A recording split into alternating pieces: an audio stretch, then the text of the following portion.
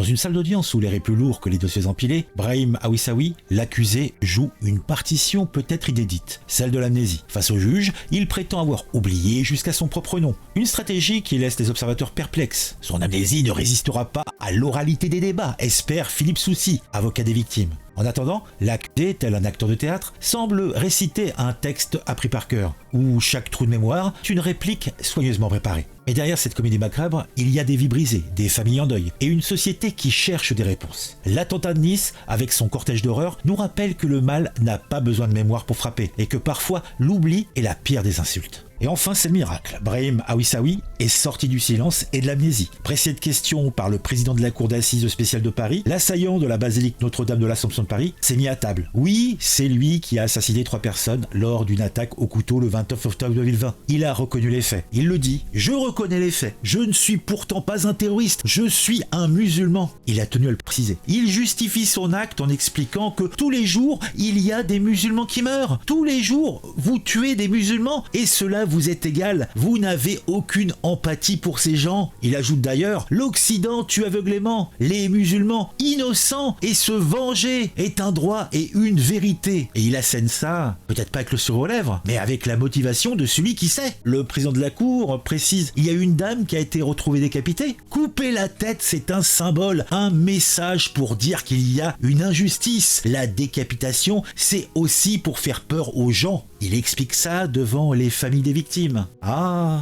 quel beau personnage. L'élément important n'est-il pas qu'ils nous le disent? Il n'est pas un terroriste. Ce n'est juste qu'un musulman parmi les autres.